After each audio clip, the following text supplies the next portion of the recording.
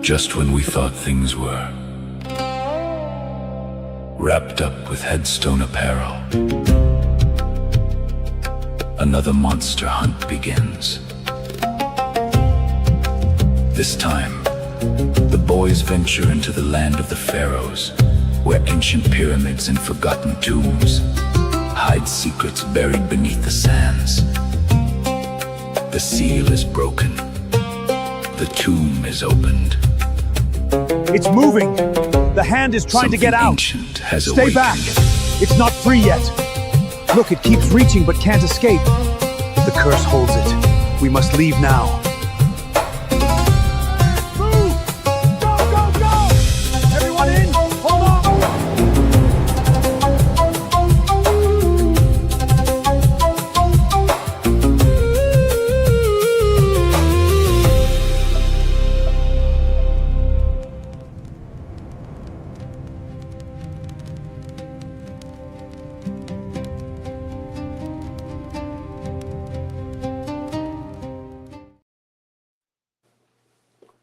First of all, another amazing intro by Dubs. Dubs, you are the man. I am Reviews of Moose, and today I am wearing the Creature, and this just happens to be by Headstone Apparel. And so he's our guest today. And what do you got on, Dubs? Today I'm wearing the Boston Scally Bruiser in beige, and you can find me at YouTube at Dubs Hat Hub and Facebook as well. Passing the mic to my boy Chad. Chad from First 508 Airborne, First 508th Airborne on YouTube. I'm wearing the Dudley Solo from Peaky Hat in blue. I see what you do with that pass the mic thing. So, Passing it off to Ant. I got a surprise for you guys. Speaking of that, later you'll see. I'm actually wearing one of the caps I got on my site, Choco Plaid Split Flat Cap. I got them on sale now, $19.99 on anoxunbox.com. I had to grab that because I had another cap on, but we'll be showing that soon. Nice. And of course, we welcome back Mike with Headstone Apparel. Mike, we're glad to have you back, first of all. And since the last time you've been on, what's new that's happened since then? The biggest thing is we've relocated. So previously it was in Florence, Kentucky. Now in Sandy Springs, Georgia. You know, right in Atlanta area. So Wow. big move.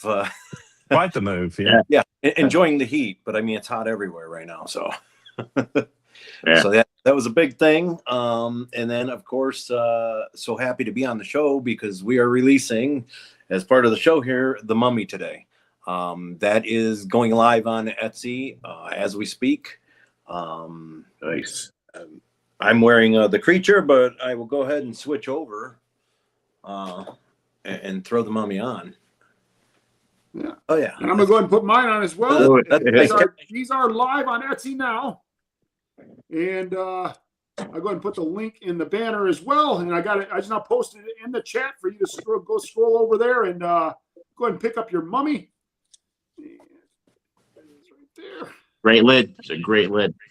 Yeah. Yeah. And if I don't mind saying so myself, you've had 3 releases. You've had the Werewolf, the Creature, and the Mummy, and they're getting better and better at each release. I'm impressed with the Mummy.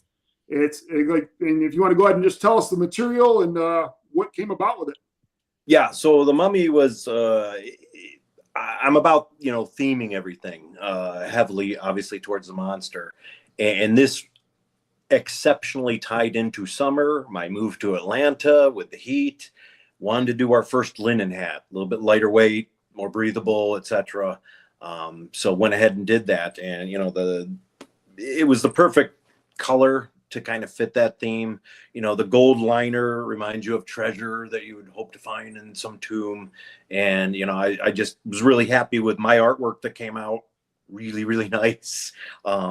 It's always interesting when I'm drawing it up on the iPad and paper and all that, and then once you see it actually in the hat, that it translated well. And the one thing I'm really happy with, at the very top you'll see the little snake icon, and that was able to translate over. So that was like a big deal that, you know, even though that minute detail was able to get in there really, really nice.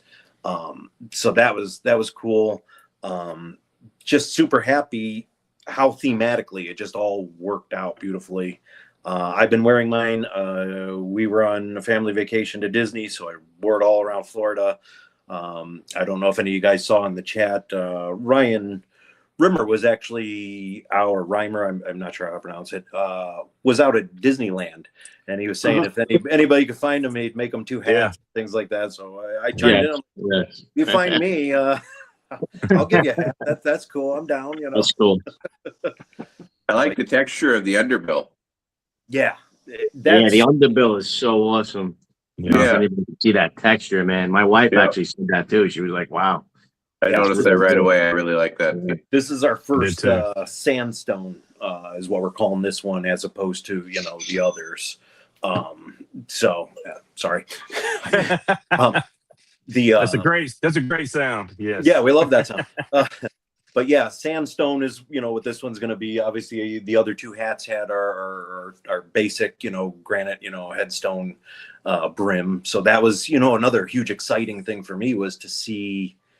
Yes, this works. That the texture, like you said, is to me why I picked them. You know, like it goes to like a stone theme. I know it's leather, etc. You know, texture leathery, but it gives that feel of like rock, effectively. So I wanted to carry that through, and this, you know, will translate going forward. You know, I have other ideas with other colors that will work with stone. You know, something we'll announce later in the show. Something that'll work for other things too. So it's just getting really familiar with all the different materials that are out there, different designs and things like that. So I'm very excited about the whole process. It's a very comfortable hat, and the one I got is very true to size. So, you know, both are big pluses. Yep. Same here. Yep. That's what I'm after. Yes, Ryan, it has been released. It's been released for about 3 minutes now, and I'll put the link in the chat again so everybody can just go ahead and get that link on there. Now, I will tell you that it's not only, I mean, first of all, the pin obviously glows in the dark just like the others. Yes. But the artwork, I mean, that artwork is, that's, I must have took some time. And with the other ones, you got like the first one, the werewolf, was more of the colder weather months. You know, then you had the creature, which I consider a year-round cap, even though it's very light material. And this one here, I think is, you know, it's pretty much all year-round cap here in Wichita. But yeah, I mean, it's so light. It's perfect for the hot months. Like right now, I think it's 107 degrees outside here in Wichita right now. But I mean, but like those guys said, that brim is. Under that, it's a cool little. I was in awe when I put this on my head for the first time. I like how it has a little bit of drape on the side, man. It kind of gives it a bigger look. Yeah. I was going to say that too. That cut, when you look at the profile, there's like a little cut there that's so unique. And I think that I'm going to say that you reinvigorated the 6 panels. Like you brought them back from the dead, if we could say that. It makes sense because. I was in the gym the other day and I was wearing the Jaws Boston Scally. It's got the 2 white panels in the front. And one of my buddies was like, "Where's the propeller?" Right away, I turned it backwards. To show the shot. And I know a lot of people have had that complain about 6 panels, but these 6 panels sit a little bit flatter with a little bit of drape. You totally get a different vibe with it. And that's what makes it so unique. No, that darting in there gives it a little bit different profile. Yeah, the BSC 6 panels, man, look so tiny on my head, but this is a whole different ball game, they're like dude. stiffer and tighter, and they're just a different style. You know, you have to have a certain shape head for them. To be fair, that was my first love with, and you know that's why I do like the. Me too. What I did like about theirs specifically, that profile that theirs has, it hugged my head nice and tight and felt secure. So I get nervous when the wind starts blowing, like, oh, okay, bear, hold on, things like that. And that 6, for whatever reason, 6 always fit me with Boston Scally. Like that was my go-to style for. They're almost like a baseball cap. And I went closest to the ball. that is the perfect example of it. It fits like a baseball cap, and it feels comfortable. Yeah. When I go, and my next love is obviously 8 panels. Like you said, you get that little extra drape. But my problem is I just bought the Goonies. And it's just a little sloppy. I can't dial in size-wise to what I need. So it's either buy big, fill with spacer, or buy too small and then it's uncomfortable and I can't, I know. And, you get the curve in there. I like, the baseball curve in that. Yeah. Or you just buy Headstone instead. So I like this idea best of all, for sure. Yeah. Well, I always say when I get a straight brim cap, I don't curve it, and Pete, that drives some people nuts. But when I get a curved bin, I don't try to straighten it. I just like them the way they look out of the box if I don't have to do anything to it. And this is like that. But there's like a little piece of foam inside there. Is that there for like structure? Should you keep it in there? Do you advise taking it out, or is it for shipping, or is it just for structure of the cap? Yeah. I wondered that too. It looks good either way, with it and without. Yeah, I took it out of the Creature and I like it, and I left it in this and I like it. So it's kind of either way, really. It's dealer's choice, because it is kind of whatever works for you. The one I'm currently, I took mine out on this one, and it's holding its shape fine, what have you. Honest to God, it's personal preference. As far as shipping, I mean, we have, I know you guys have used the steamers. I use a steamer on mine. We're fighting getting a little bit of wrinkles in there, obviously from shipping. And it's supposed to help with that, but it doesn't. I mean, it helps enough. But I say leave it in there, see what works best for you. It depends on how you're grabbing it, what you're doing with your hands, how much you're curving it, that'll affect, the drape on the front too. So yeah, it's not the first time I've seen it. I've gotten a Mulligan driver cap that had the foam in that, and I left it in because it gave good structure. And also, just so everybody knows, the pin is one of these magnetic pins, one of these super strong magnetic pins. Yeah, it's a great pin. Yeah. Yeah, in fact, I have to confess that I ended up putting the glow-in-the-dark werewolf pin on my mummy cap just because I had the Shepherd pin. It's such a cool pin. But both the pins are really cool. The magnets on them work really good. Nice job. They're like the Gorilla Glue of magnets. I'll tell you that. Yeah. So on the artwork that you have on the mummy pin, what is in the background on that, like behind the mummy? Oh, so yeah, that he's popping out of like the sarcophagus. Okay, so what? Grab one over here. That's kind of what I was thinking, but wasn't sure. But the real impressive detail from my drawing that they were able to get on the pin, and I don't know how closely you examined, there are actually hieroglyphs in the yellow portion on the side there, right here, and that actually translated to the pin. They did such fine detail work on this. I was kind of blown away because I figured, oh man, I'm just noticing that now. Holy shit! Yeah. And I don't know what ones I finally did on there, but it should be an H and the S. So there's DeFont uses a lot of different things, and you can type in letters and it'll translate it into whatever symbols they've done. So that should be the H and the S for Headstone in hieroglyphs. So that was just a nice little touch, and I was so happy with our pin manufacturer that they could get that level of detail, because like I said, I just assumed, that little stuff will get, blown out right away. Like, sorry, but we can't do that. Dude, it's such a great pop of color on this solid cap, man. It really, really makes it pop. So I'm really. For those who don't know, the pin's got the texture on it. It's not just a smooth pin with a picture. It has texture. Yeah. This is a soft enamel pin. Soft enamel. Yes. Yeah. So it's that soft enamel pen with the nice texture and the cut in it, a little 3D. It's really nice.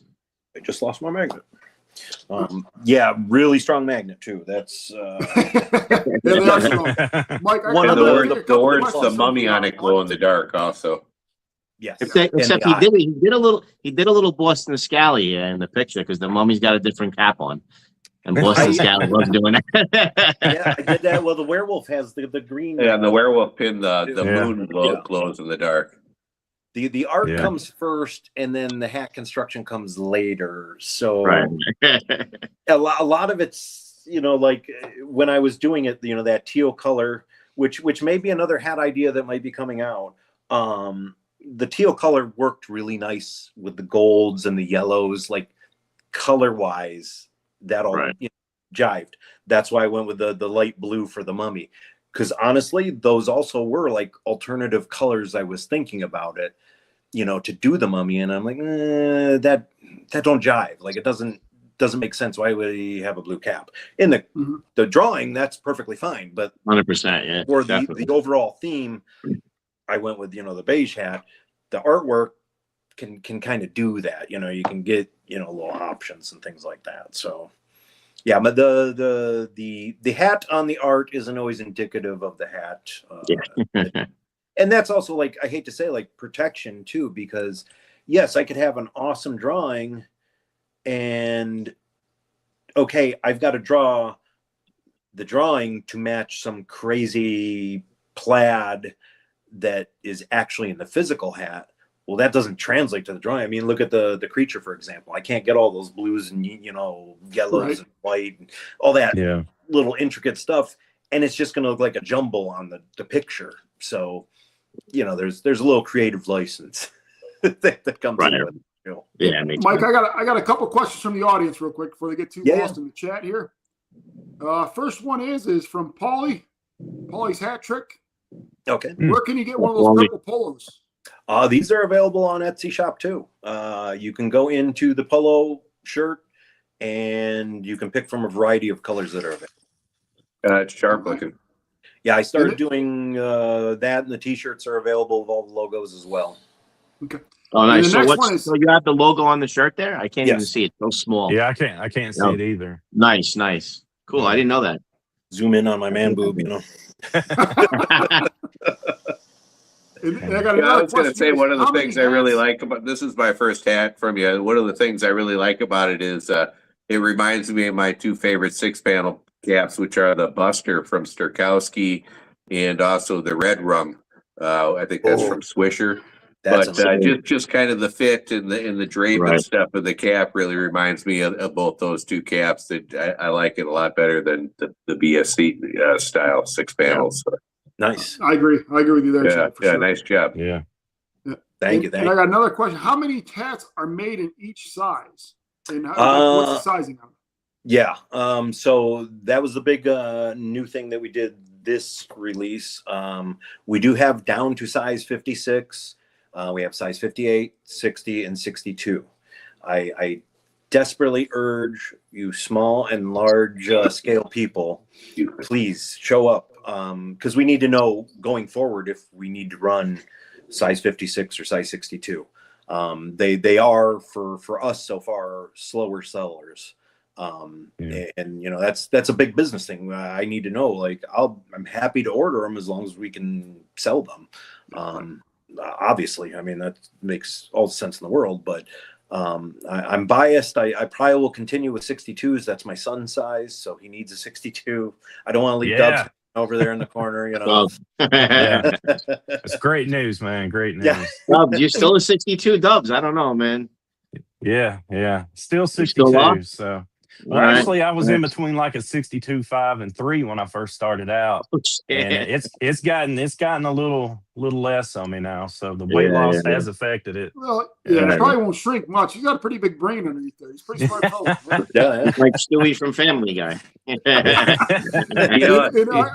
your head starts getting too small, you can always do the looks maxing with the hammer around the hat line there to build up the bone. Yeah. and a quick question here from Reimer is, did anybody recognize you at Disney World?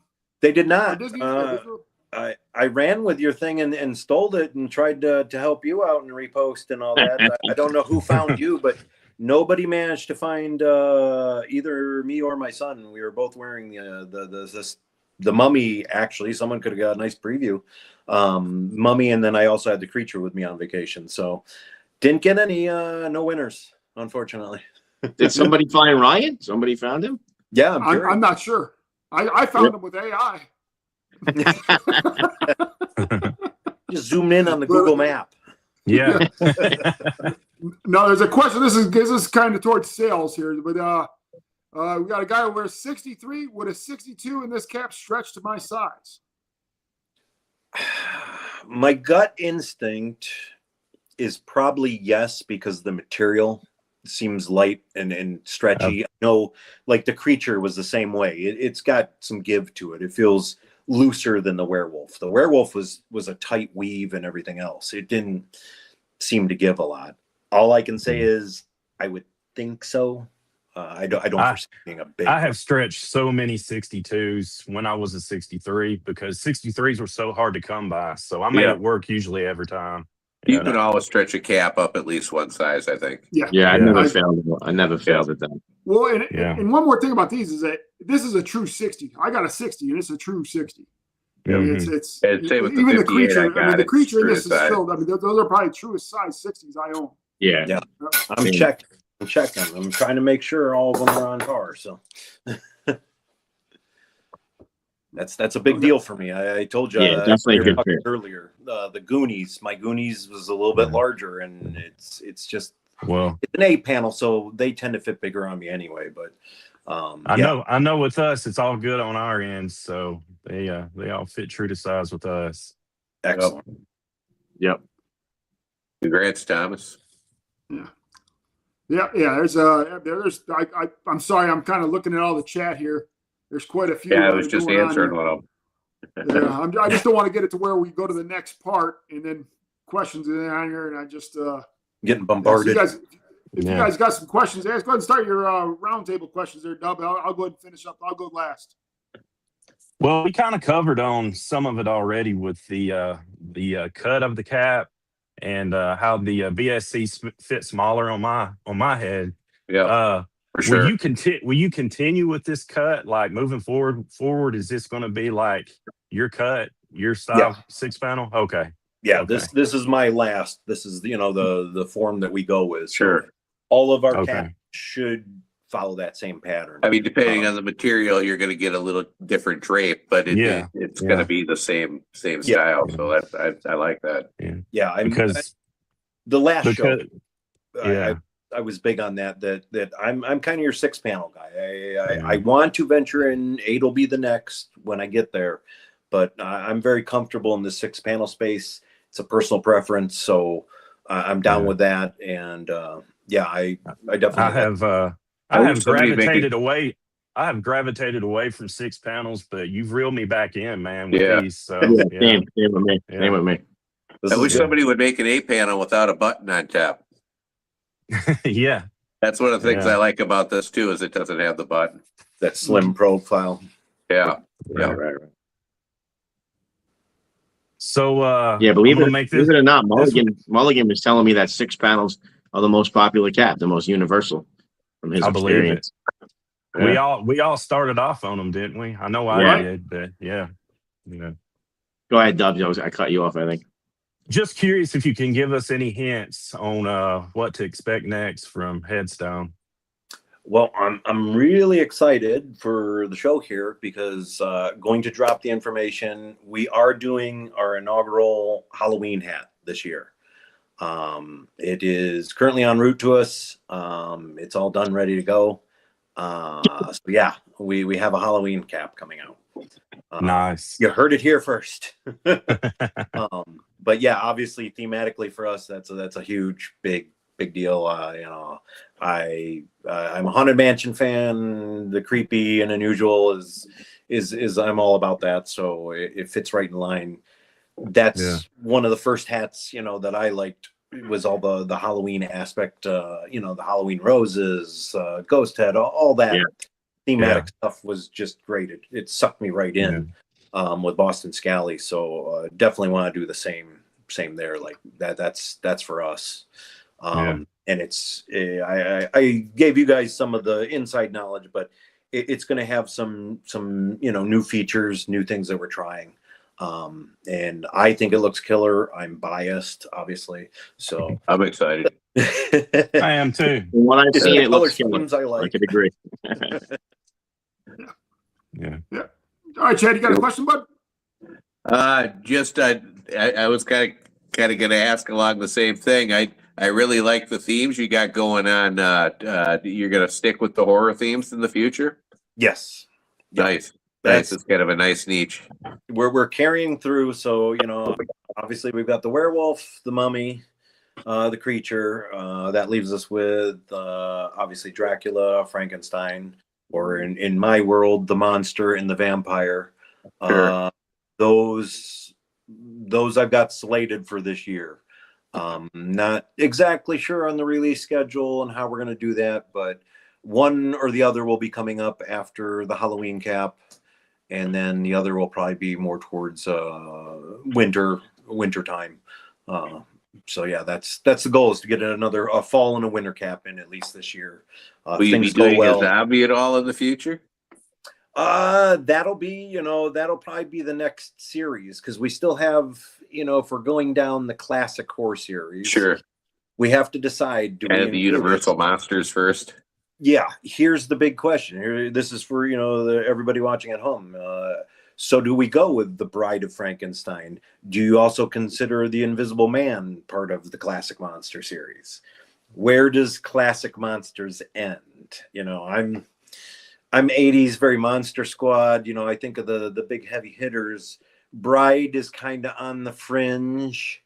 Mm-hmm. And to me, the Invisible Man is also on the fringe. That's, I don't know. It's not enough horror based for me. Like a Twilight kind of thing. Well, what would be the artwourk for the Invisible Man? Yeah, maybe that's already made. Here, I'll put a plain cap. That would be like this all-time sale of all time. You sell the Invisible Man cap and you're selling nothing. Yeah, it's invisible. I didn't get my order. And it's going to release on it's collecting April money. Fool's Day. That would be great. Yeah, that'll be perfect. That's like the guy who made a fortune selling My Pet Rock. Yeah, exactly. Hey, at least some tangible there, All right, Ant, your turn, bud. Yeah, I think we covered most of the stuff I was going to ask. I have most of my notes here about our next segment with the horror movies, but I guess what I could ask is, before we get into that, do you just wear, because I'm talking to Ryan from Peaky Hat, he says he just wears Peaky hats, can't wear anybody else's. What other cap makers' hats are you wearing right now? Yeah, that's a good question. Yeah, so I wear Boston Scally. That's probably the largest in my groupings. I probably have over 50 of those. I mean, I was drinking the Kool-Aid pretty hard. Everybody was. yeah, still am. Like I said, Goonies. I was all over the Goonies. That I'm 80s, so that very spoke to me. I love the button top that they did on that. That was really cool. Nice feature. But yeah, Boston Scally. Let's see. My girlfriend made me one for Christmas. Cool. APOC, just a basic one, but she did the transfer, and it was almost like a test market. She's like, yeah, I got you this hat, and I made it for you with it's got Haunted Mansion. I don't have it here. I'd show you. But it's got the Haunted Mansion on the inside, because we're both big fans of that. And I'm like, And then things kept progressing, with Headstone. I'm like, this could be viable, especially if we can find somebody to do it for us for, a significant amount of hats, not just one. Because she had to try multiple times to get it just right and all this thing.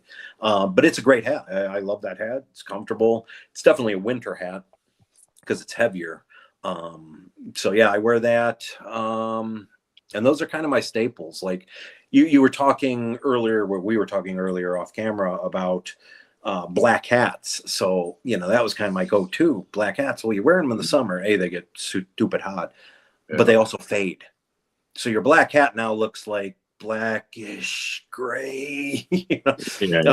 And like you were saying, that's where you need like the staple hats. I don't need this one-off release Jaws. I need that same black hat I kept getting every time, because I need to replace my old black hat that looks great. I got the Ace and the UFC. It's the same freaking hat. There's two different emblems on it. Yeah. Do whatever theme you want. Just get a black hat and put a new pin on it. And you got every theme you could have. So, Yeah, exactly. Yeah. But yeah, Yeah, so there's so many. Yeah, I'm gonna go ahead and ask my question for it because there's people in the chat are kind of asking for me. But we had we're going along this line, and with the creatures, the universal monsters. Mhm. Once that line is over, like there's a St. Patrick. Will you do something like the Leprechaun? The old terrible movie that was. Cryptid. Yeah. Hard to say. The folklore monsters. The folklore monsters make a lot of sense, thematically, and with Headstone and kind of like historic lore, etc. I guess. I very much like the idea of doing holiday themed hats. Like I dig that a lot. Like I said, the Halloween, we plan to do a Christmas hat as well. So I like doing holiday hats. It's fun. It gets you creatively. It's fun to do. So I'm down for doing a leprechaun. It'll just be my twist on it. So we'll have to see, how that works. And then continuing the line, like in the space that we've, come about, can go into all sorts of different, like, okay, 80s horror movies, 70s horror movies, 90s, and, go through the decades of horror movies, that kind of thing. Just general creatures, so witches, ghosts, zombies, Chad had mentioned, things like that. It's only limited by my, funding, I guess. Whatever, with that and my imagination, like how quickly I can come up with artwork. You get big enough, you run out of stuff. You can start going into monsters from other cultures and stuff like that too. I very much am in tune with that. Recently went to Japan last year and things like that. And they have a lot of different cool their things. horror stories are a lot different than ours. You've got, I know we're going to be talking about horror movies. What was that? And I'm gonna get hurt for this because I'll probably say it wrong. La Llorona. Right here. Somebody just commented on that. The water witch. There you go. I would like to do that because the imagery with that is brilliant, right? Like colors come to mind. So I'm down for that multicultural imagining of different things and going that route. Yeah. And I got a friend who writes books in Michigan called Michigan Chillers, and then he's got American Chillers as well. And I don't know where he comes up with these ideas, but each one is like a city, like Sheboygan, Michigan. He'll like do a Sheboygan monster. But I mean, there's so many in the United States. You got Mothman. There's so many more you can hit on. And, but the cryptids is right. The cryptids would be cool too. The Wendigo, that's what we have up here in Minnesota. Yep. You saw the Bigfoot came out. Somebody scooped us on that. So, but clearly they stole it from Dubs. I know. Me and Mike had talked about the Bigfoot as well, doing a cat at one time. Yeah, like you said, cryptids are. I mean, everybody. It's that they did the Nessie or whatever that one was called. I didn't like Loch that. Ness, Loch Ness. The imagination and the imagery is just so great with those. So they're easy marks. I hate to say it. Hell yeah, we can do a Loch Ness. Heck yeah, Lake Placid, any of the different lake monsters. Like a dog man cynocephaly cap. Yeah. So the Jersey Devil. Yeah, That's a pretty cool story. The Jersey Devil story. Yeah. And they say he was actually Mrs. Leeds. Yeah, Leeds. And she had so many kids or something that she said this one's gonna be the devil, and he came out all deformed. People are saying that that's a story about an actual, back then it was just a deformed kid that was born. Elephant Man style. That, But that house that people used to drive by that house, like out here we have the Amityville Horror House. Yeah, right. I heard they changed the iconic windows on that house. Yeah, I think one of the new owners changed it. I might too, man, because that was probably annoying. People driving by. You can only imagine how hard it was to sell. But the Mrs. Reed's house in Jersey, they knocked down now. Yeah. Yeah. Good luck selling the Amityville house. With those eyeball, things. I remember that's only about 20 minutes from here. Yeah, scared of any house that had that same design. Like, oh, Yeah. And before we get to that part of the show, again, I just want to plug in here that the Mummy is now live. I'll go ahead and put the link in the chat, and as well as the creature and the werewolf are on the website as well. So that link to get that is now in the chat as well. It's over at Headstone Apparel shop.etsy.com.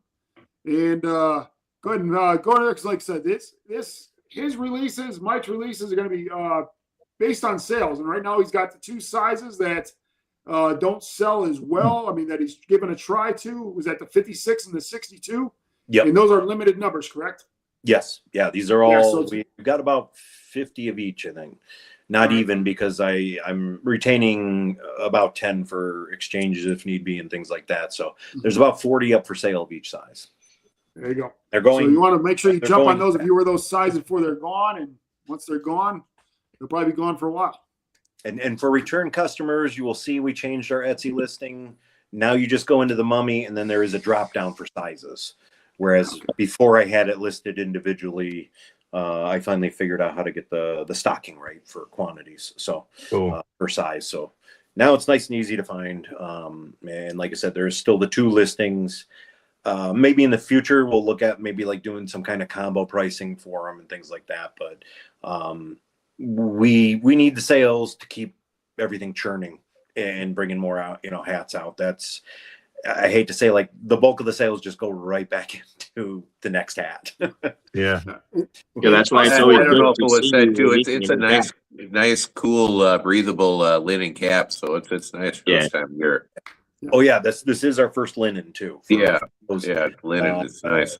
It's been very helpful. The light color, the linen in this ungodly heat that we're kind of all experiencing. So, And us 4 here, we're huge supporters of small business, and I mean, we want to see everybody excel, but we particularly we enjoy having the small businesses on here. And 100%. Mike, I think, I mean, I don't say this lightly, but you do it the right way, and very impressed. And it's, I mean, I know this is the first time Dub said that the first time he had a 6-panel in forever, because it just didn't fit him well, and that hat looks very nice on you as well, Dub. Mm-hmm. But that is the Mummy. And Ant, Chad, or Dubs, you have anything else to ask him about the hat? Dude, I gotta say one thing. I just found out tonight that this was What? Froze up. oh, He freeze up for you guys? No, I thought that was me. He froze? Okay. No, he froze. but he just found out. Yeah. that he froze. Oh, that's a pretty good picture you got there. I just found out Hold on, that Dubs, get on Wi-Fi. So there you go. There you go. No, go ahead. Start all over. Start all over again, Dubs. Oh, I was just saying that I had no idea that the pen glue glowed in the dark until tonight, man. So something I learned. Yeah. Yeah, the words mummy do. Yep. Yeah. And the eyes. The eyes I actually. gotta test it out a little later. Yeah. Yeah, that'll be going forward. I'm a big nerd. My glasses actually glow. I'm a big nerd for glow in the dark. Ever since I was a little kid. So unless anything changes or really doesn't work art wise, the pins will always be glow in the dark. Obviously, if I can find a way to do anything else with the shirts or the liner, I'd be on board with that. But yeah, glow in the dark's cool. Yeah, I agree. And plus, it fits that theme you're going with, the old '80s, and it's just This too, you walk through the fair, right, and you go through all the black light stuff, and everything's glowing, and it's extra spooky, and it fits. And I was just gonna say that what you said earlier about it all goes back into it, so that when you come out with a new cap, that shows the success of the previous caps. And, people need to realize that about this whole community as it keeps growing and moving. That's showing the success, and everything's kind of just going around. You know what I'm saying? Because we're putting it back into it to make more stuff. Yeah. Moose is starting to auction stuff now, so he can do more reviews. We hope you come on to release a future cap. Yeah, this is fun. People on it, seriously. Yeah, that was an eventful day the other day. People on it. Yeah. All right. So we're going to go ahead and get in the next portion here. We've got Sean watching us. What's going on, Sean? What's up, Sean? That's where I got that Jersey Devil story from. I was watching Scallywags, and he told that Jersey Devil story. Oh, about Mrs. Leeds. Yeah, I love that. Yeah, about Leeds. Yeah. Blow party at Headstone Apparel.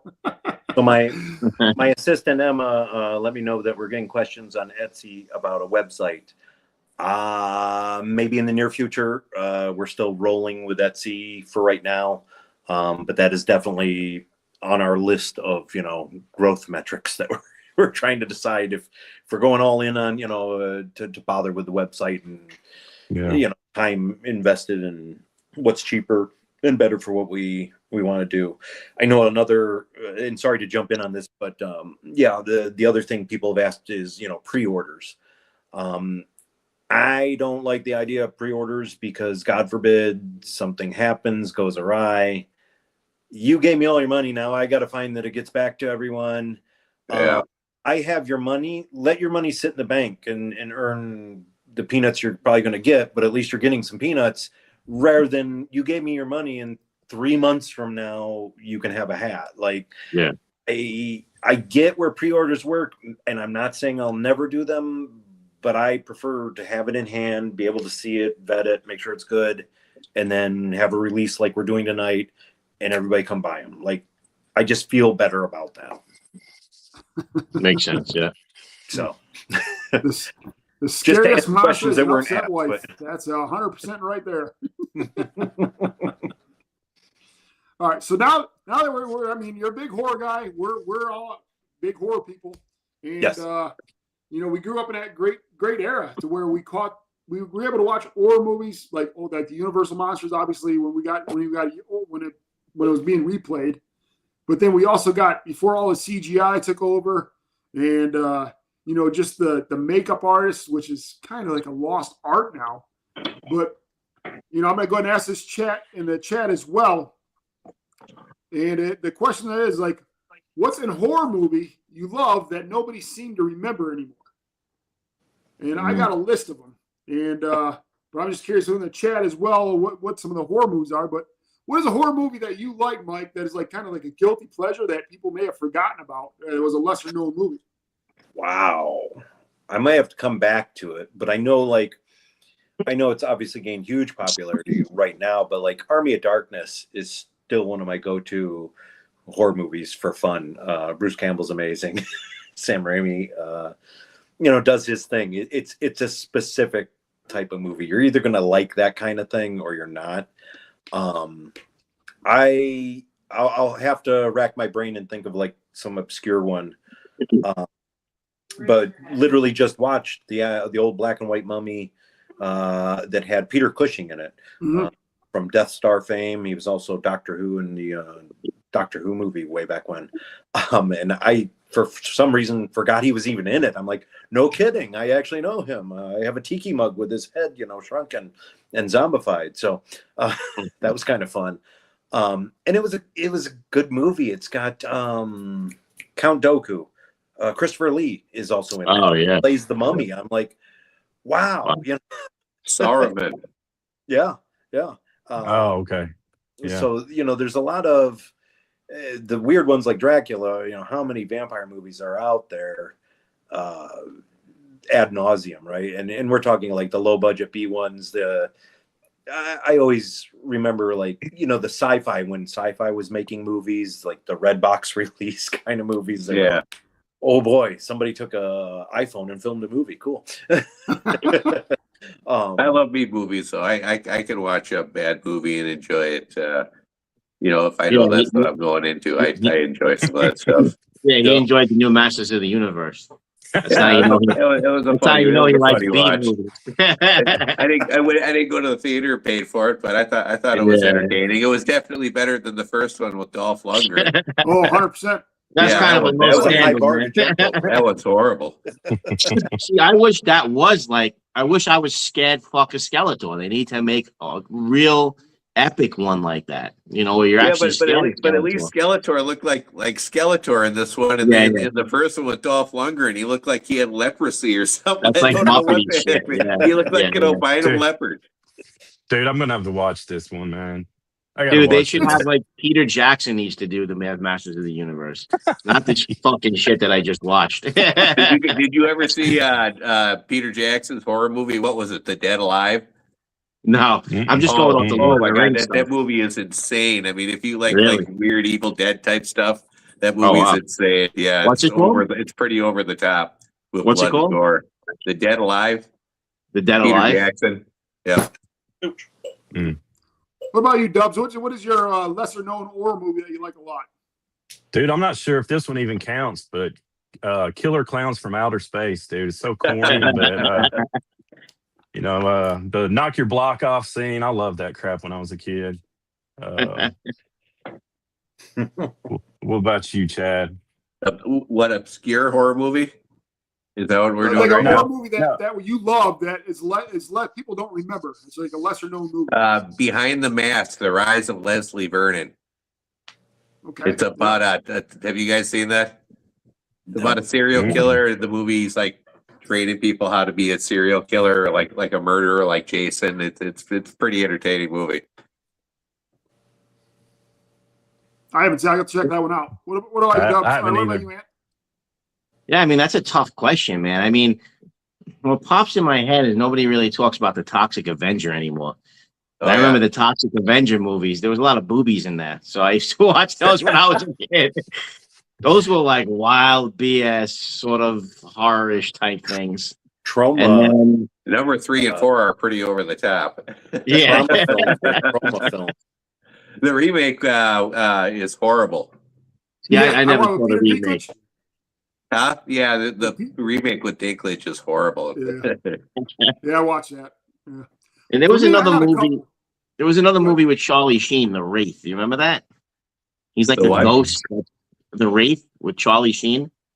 He's like a ghost, and he drives like a friggin' black sports car, and he comes back. I can only remember it a little bit. Yeah. You guys don't remember that, The Wraith? I remember a little bit of it. Yeah. And there was another stupid movie with Emilio, his brother, called Repo Man. Yeah, That Repo work Man is with the trunk of the car. Yeah, those are more sci-fi, but those were around the same kind of time that nobody talks about. What was the other one? Free Jack or something? The Yeah, that he did. That was with Mick Jagger was in that one. One of the best comedy movies, though. Watch Men at Work, where Oh, Charlie yeah. and his brother Trashman. play the garbage men in that. Yeah. Yeah. Oh, Men at yeah. Work. Yeah, Yeah. that's when I first knew who they were from that movie. Well, John Leary says that was called The Rape with Charlie Sheen. That's on. Yeah, right? The Wraith. Yep. The Wraith You and got Charlie Sheen. Cemetery Yeah. Man. But for me, I'm gonna give out 2. You remember Happy Birthday to Me? Back in the Oh, 80s? yeah.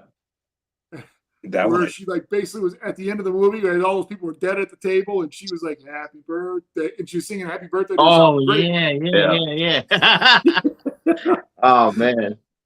And how about I April know. Fool's Day, where they pranked the April- person like they were all killed, and at the end there was nothing wrong, but it was. No, I don't remember that. I guess I'm too old. Never mind. Well, I will No, say Chad comes out with this shit. I'm I like, don't- I never heard it. I'll Google it after the episode.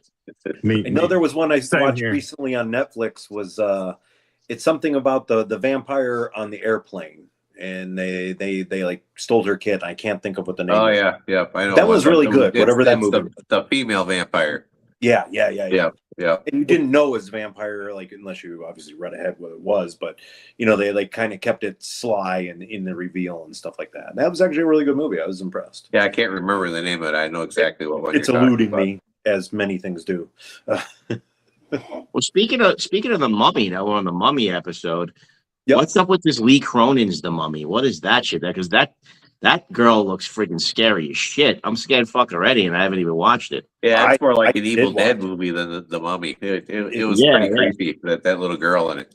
It is tying into the Evil Dead. Yeah. They're kind of branching off on the mythos and what is it that just came out? Evil Dead Burn, Rise, whatever the new one is. Yeah, there's 3 of them that are coming out in the next year or something. I saw. Yeah. And they're all the different Necronomicons. Yeah. That are tied into it. And And that's what I like about horror movies. The ones that have, we were talking about the different things like La Llorona and things like that, where there's actually the myth and the story behind it. So much this slash and blood splatter, like gore movies, I'm okay with gore. It doesn't bother me, but like have a reasoning. Like I want you to tell me that, some demon was unleashed and blah, blah, blah, and taking revenge. And like, I want a story, build a freaking story. Don't just have some slasher, like I get slasher movies and they have their place and people like them. That's fine. But I just want more body to it. Like I actually want that historic, the amulet unleashed, plague upon whatever, whatever. When you say about story, I remember when I first saw Mothman Prophecies with Richard Gere, I had to turn that off and watch it during the daytime. So I was just like, what? It wasn't like it was gory or anything. It was just frightening. It was just like, holy cow. And then it's based on true events, and you're like, hold on. And then that was when Google started being popular. So I started Googling it, and I'm like, holy cow, what the hell? This is actually crazy. I really like that one. Yeah. Yeah, your brain can fill in more than what they can with special effects. Oh yeah. Oh yeah. And that's actually what you're doing with the caps. You're creating a story behind the caps, not just the cap. Exactly. And then we're on the journey. We're on the journey with Dubs now. We've already, we're part of the story. I want to see where we go next. Yeah. Absolutely. Yeah, it's. I mean, like I anything that has like the Mothman Prophecy. That's a whole nother type of horror movie to me. I mean, it's just like I put that in a whole nother genre because it's right. Yeah, just because you can actually do the research, like anything that's up in the northeast side with the witches and everything like that. You're just yeah. That was kind of wild. I went to Salem on Halloween this past Halloween. That shit was wild, man. I went through like this whole thing in the basement of somewhere where we went through like a mock of the witch trials and shit. It was like wild shit over there. Pretty cool stuff. I've always wanted to check out were Salem and New Orleans. Yeah, it's wild on Halloween, man. It's pretty wild. Yeah, it was a bold that's on my bucket list. Yeah. It was packed, but it's not too bad. Like the main street's pretty packed, but once you get out and around, it's not too bad. There's a lot of things to do. They have a torture museum where you go in there and you learn about all the different tortures over the years and stuff. Good family. One of those at a Renaissance festival. The different ways that people have done bad things to people is just unbelievable. Well, Michael sent me a picture after the last episode he was on of him with a statue of the Mothman, right?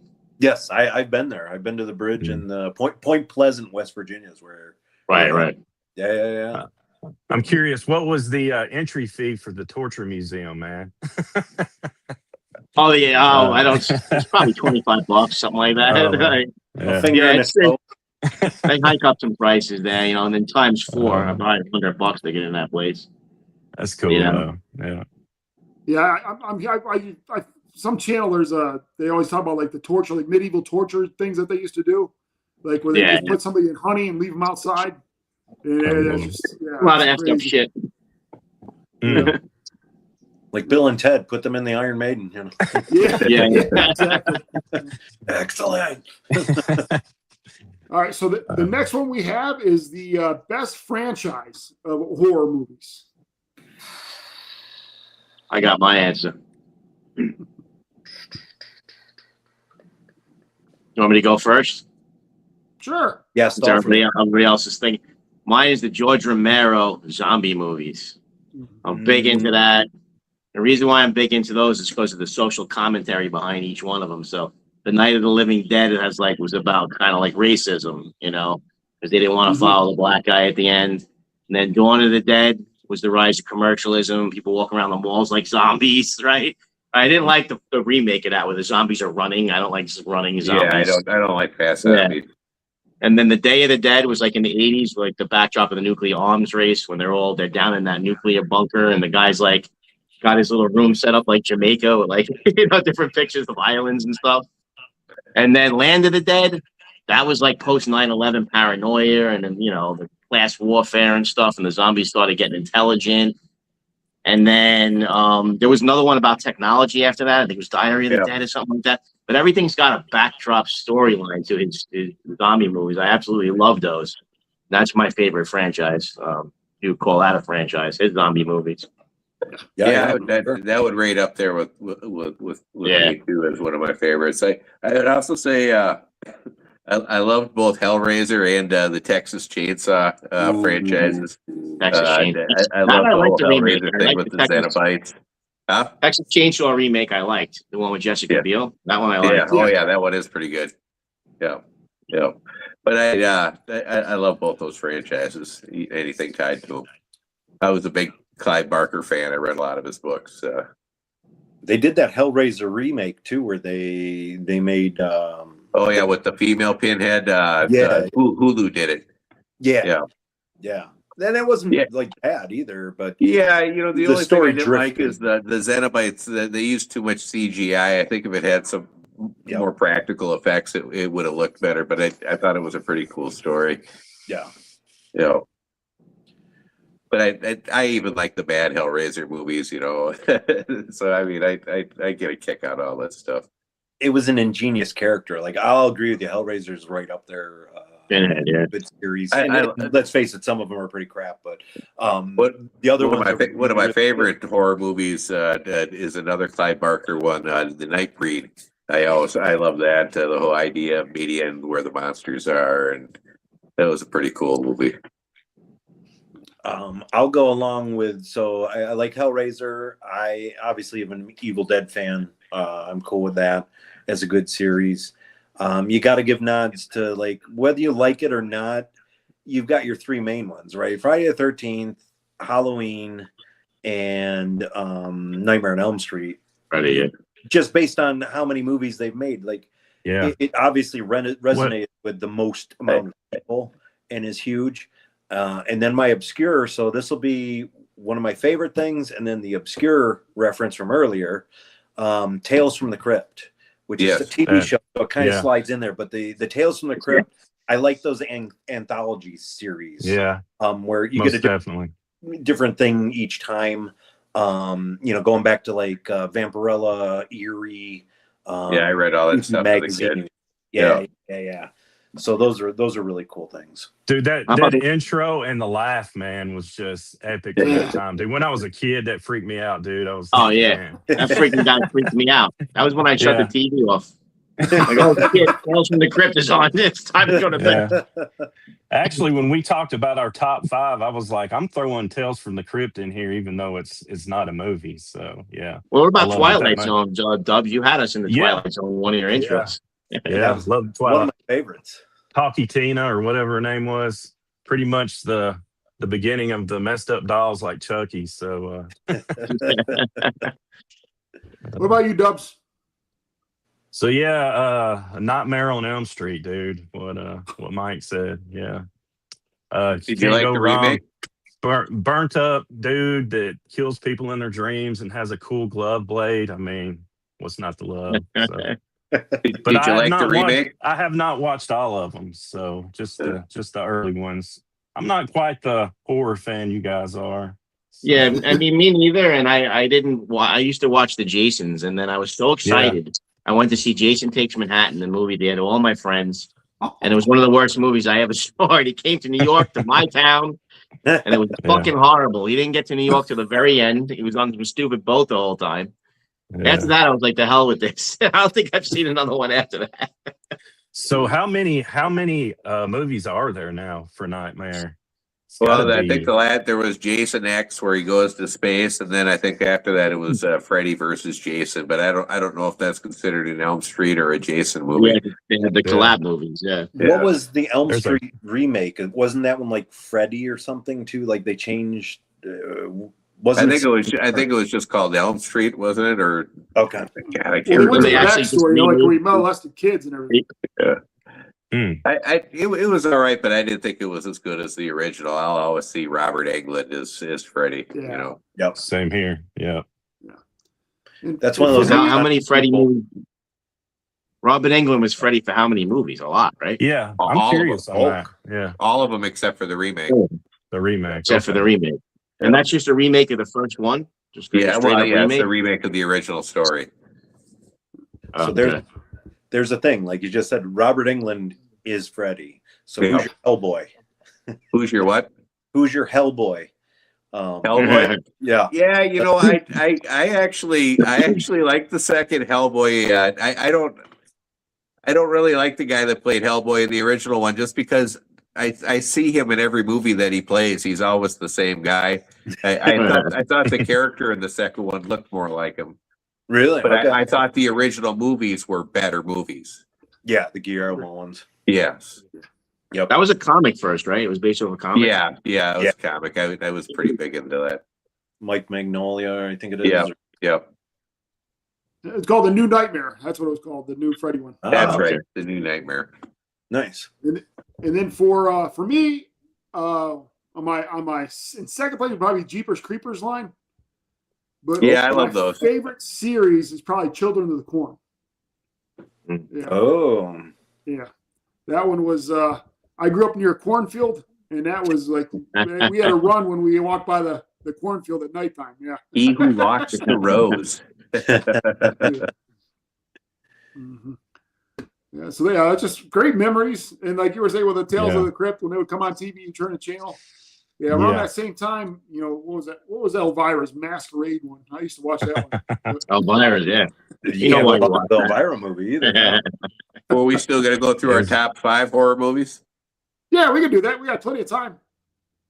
I guess for my top 5, it would be The Night Read, Okay. The Thing.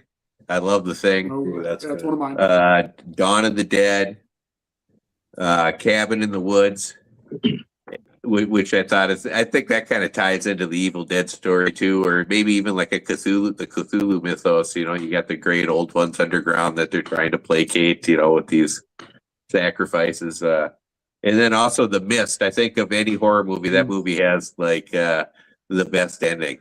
Just the way it ends. You know, they're all there at the end. The guy has to kill everybody in the car. There's not enough bullets for him, and so he's stuck sitting there grieving. And then the army comes by, and everything's over. And it's just a kick in the gut. I love that they ended it that way. Yep. What about you, Ant? Like Dub says, like I'm not the biggest horror guy, but I do. One of my favorite movies of all time is a horror movie, and that's The Shining. As I'm big into Stanley Kubrick, so I'm big into Romero, and The Shining is definitely my number one. I'm also a huge Jack Nicholson fan, so that's my number one. Then I guess to round it out would have to be all those Romero movies. I mean, you know, and there's a couple of other ones I'm probably neglecting to mention that I'll remember after the show. Yeah. You know, but So which of the Romero series do you like best? I would say Dawn of the Dead. Same thing like you on your list. Yeah. And then the scariest fucking movie I ever saw in my life, I'd have to put up there, but I never finished it because I'm still to this day absolutely petrified of it. So I guess you could put it up there, is The Exorcist. Oh yeah. You know? I walked up those stairs in DC. Did you They really? got the big Exorcist stairs there that they film. You know that Oh my the house God. actually is at the top of the stairs. That I That's couldn't. cool. I can't, man. See, I nothing scares me more than little kids. That's the scariest fucking thing. You know, those two little fucking twins in The Shining. Yes, and the red rum kid, rum kid. It's the girl from Psycho. I mean, I'm scared shit of kids, bro. That's the scariest thing. Dubs? Yeah, man, this is a really hard question actually, because it's a lot to go through and process. But I mean, like the ones I just mentioned, Nightmare on Elm Street, Child's Play, Poltergeist, The Killer Clowns, Tales from the Crypt, man. I like that kind of stuff. And I like stuff with like a supernatural flair to it more than just chop you up and kill you. So That's what I meant to say. Poltergeist is what the girl says. They're back, right? They're back. yeah. That's scary as shit. Yeah. In the and it's more of screen, the TV screen behind it. Yeah. And it's more of a supernatural vibe, man, which I kind of like a little bit. So, yeah. All right, Mike, you got your top 5, or want me to go first? I think I got it. Let's see. So The Creature from the Black Lagoon is my favorite. I love that. That, you know, was part of the reasoning behind that being my second cap to do.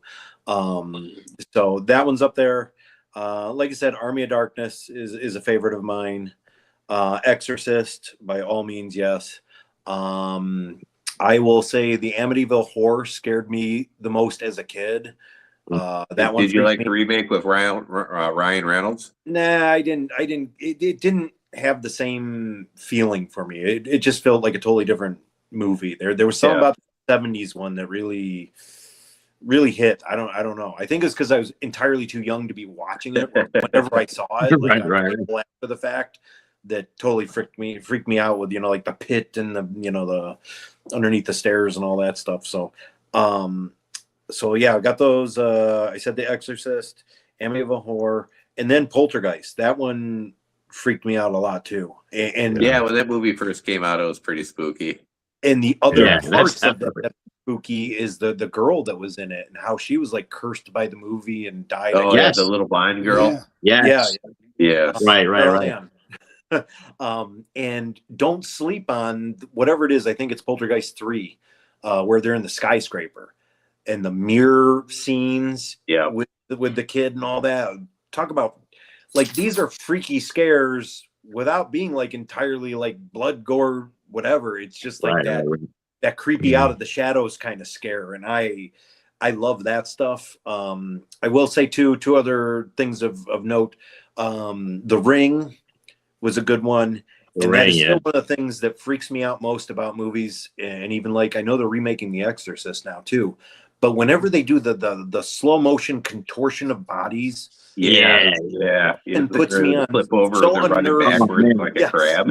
When that girl climbs out of the TV, right? Yes. The girl comes out of the backwards TV. Forget it, bro. That's crazy. Every time I freak out. Oh man! Like, and the noise that they make that goes so perfectly with it. So that's. And then walking backwards, like. Yes. Yeah. Oh my God. But I think that was the first time I remember seeing something like that was in The Ring. I think that was the first time that I might have ever seen about that. That's why I cited it. That's like the first time it comes to mind. Then you got like it's like some crazy Circus Olay stuff. Well, there was a wrestler who did that. They used to come out. Well, she used to come out like that. Yeah. That freaked the shit out of me, man. I'm like, no. A female wrestler. Yeah, it was either a female wrestler or somebody had them come out with them. Ray Wyatt did it with the WWE recently too. It was probably Ray. It was probably the Wyatt family. It was probably that. Yeah.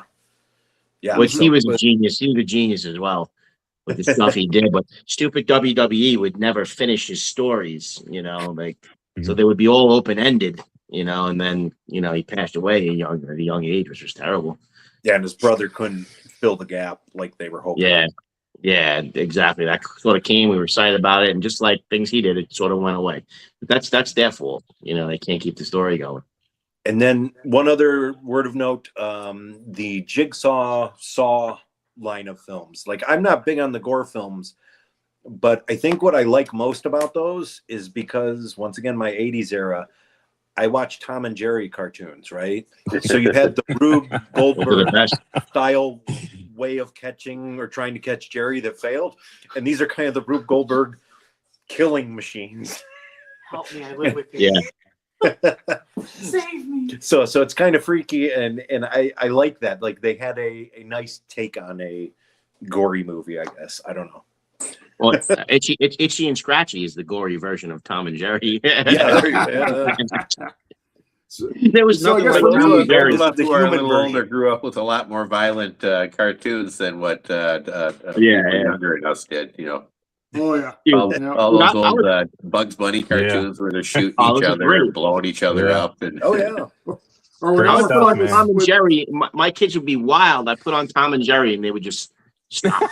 And there would be zombies just watching them. It was the most unbelievable thing. They were geniuses, those guys. Have you guys ever seen the Happy Tree Friends? No. Oh my God, they're like incredibly violent cartoons with these like super happy looking animals. They look them up on YouTube. The Happy Tree Friends, they're insane. That's crazy. For me, I would say, I remember the movie Thinner. Oh yeah, It wasn't gory, but it was just. Oh, it's Stephen King. Yeah. Maximum Overdrive. Drag Me Back to Hell was kind of like that movie Thinner too. You know, you offend a gypsy and she puts a curse on you and you're screwed. You know. Yep. Yeah, Maximum Overdrive was another one. Yeah. The original Pet Cemetery. Oh my Yeah. god, that's terrifying. Sorry. Yeah, Yeah, that one had Herman Munster in it. Fred Gwynn. yeah. No he sure did, kidding. yep. Yeah, Who was that that just said, "Oh my god, that was terrifying"? That's Emma. Yes. Oh, all right. What's up, Emma? Well, bring it on camera. She's Bring coming her around. on She's camera. coming around. Well, hello, Emma. What's up, Emma? If you haven't seen The Orphanage, I think that's what it's called, El Orfanato Ooh, that's in a good one. Spanish. It's a terrifying movie if you're a parent. I watched it before I was a parent and I was terrified, but it still haunts me to this day. Oh shit! What is orphanage? It's called in Spanish El Orfanato. I I've think seen it's it on called Netflix. The Orphanage in Oh, Spanish, wow. but in English. But yeah, If it's got terrifying. kids in it, I'm out. I can't deal with the little kids. They scare the shit out of me. Yeah. But yeah, The Exorcist too. That one. Oof. The Exorcist and Pet Yeah, Sematary. yeah. Watch them That's- way too yeah. young. The mummy, the new mummy, is that way too. That I whole can't. deal with Exactly. That's why it scares the shit out of me. That girl right away. I was like, oh hell no. The girl. Yeah. where that skin peels on her leg and foot. Oh, Oh, no, yeah. I'm leaving. Oh, Yeah. That's scary. And probably my other one would be Candyman, the original Candyman. oh yeah, yeah, Yeah. That was great. That was great. yeah. There are 2 or 3 of those movies. I think there's 3 of them. Yeah. We didn't say much Stephen King. I mean, I had The Shining, but we didn't do much Stephen King, right? Nobody said Oh, yeah, It or Misery. anything. Well, Misery was on there. Misery. Oh, Misery. Okay. Yeah, he's so messed up in the head. I like that Doctor Ooh. Sleep too. That comes after The Shining. That's a really cool movie. Yeah. Who did That I haven't the seen. I gotta see that. Who did the Children Under the Stairs movie? Who was that? That was People Stephen under the King. stairs. Was that Stephen King? People Okay, Under the yeah. Stairs. Yeah. Or People under the Under- stairs. That was in my head too, maybe. Yeah. What about The Hills Have Eyes? That's another one, right? Yeah, Oh, those man, movies are pretty good. The older ones, they made remakes of them too. They've got Castle Rock as that TV show, whatever you want to call it, series on Netflix or Hulu, one or the other. That was pretty good too, and that was based off of the whole Stephen King mythos or what have you. Oh, okay. I like all those mutated hillbilly movies, like Wrong Turn, and in those movies too. I always get a kick out of those. The Rob Zombie style flicks. Yeah, the people living up in the hills that have been out of touch with society forever, that have inbred themselves into monsters. Some of those Wrong Turn movies are pretty entertaining. Always got to hit up Google search, man. When I talk to Chad about this stuff, I have no idea what it. Yeah, what I it's mean, I about. was saying the Oh, same thing. I was a huge horror movie buff growing Chad, up. you watch a lot of I love Tubi? that stuff. You watch a lot of Tubi, Chad? Huh? Yeah, You watch a lot of I Tubi do. Yeah. Yeah, Christine. Christine is another one that got here. Cujo. Oh yeah, yeah. Ooh, Christine's good. Yeah, I like that one. Yeah. That's a good book too. Yes. Book's better than the movie, but they're both very good. I've never read a book in my life. Shame. if you count Sports Illustrated, Swimsuit edition. Yeah. only the swimsuit edition. Yeah. I don't even want to see that these days. Yeah, no, that's old school stuff, man. It doesn't come here anymore. Yeah. All right, let's see what else we got. Let's go ahead and go back to the cap. The reason that we had a question there, what's up, everybody wearing the same cap? This was actually released tonight. This is The Mummy, and you can get it at the Etsy location. I'll go ahead and post that in the chat as well again. You can pick up The Mummy as well as the creature and the werewolf at their at Headstone Apparel Shop.etsy.com. And we hope to send them quite a few sales so we can see a lot more releases in the future. Yes, Again, please. small Nice business cap. owned, and we'd like to see you explode. To be honest with you, Mike. I mean, you're a great guy, and we'd like to see you. I mean, we'd like to see be like the next Peaky Hat, where they started off small and then now they're all over. Absolutely, yeah. Oh, I come can't- on and release a cap again with us. And they're Yes, great lids. Exactly. They're great lids, yeah. I can't thank you guys enough for all you do for all us small guys out here. Funky Brims, Speaky, any of those guys that have been on the show. I mean, you're great at helping support small business. And same thing back, like on all my Facebook posts, Instagram, I push you guys. You guys are small business too. Like we want, it's a combined effort. We all want to succeed. That's what we're all about on here, man. That's what we're all about. It's just giving back within the community, our growing community of just different people, different hats, different views. I was watching Chad with his grooming of the dog, because I have the American Eskimo. I pulled that up and I'm like, oh, I don't have it nearly as bad as he's got. So it's just fun to see all this stuff, and I want you guys to keep making these shows so I can see Dubs' intros that he keeps doing. We got to continue the story. Yeah, he's a master. Fantastic. Yeah. I love it. So. Well, Dude, the next time we you come definitely on, need to hear back from you around Halloween, man, because that's your thing. So we gotta figure something out there. Yes. Man, so, we'll call the spotting for him. He's got a spot in October for sure. Most definitely. yeah, we're gonna do an Most episode definitely. around Halloween time, the week before, 2 weeks before Halloween, where it's gonna be Halloween themed for hats. Yeah. And we'll get. It's gonna be a multi-layered show where we'll have you drop in other. I was gonna say, even if it's a pop-in, man, you got to be there. So we want to. We have an idea of doing a show where we got different hatters popping in, showing their Halloween releases, throughout the show. So. Yeah, that'll be fun. It will. I'm looking forward to it. And Mike, you're always welcome back. Just send us a message whenever you got something dropping. We'll put you on the schedule. You're a great guy to have on here. And we appreciate you. And you want to drop any hints for the next show? I'll drop a hint. It's another one of those small hatters that almost in the same vein as a Z Cat Makers, or along those lines. So those guys usually they get down to the nitty gritty with us, and they show us the actual process of making the hat, which is what we love about those shows.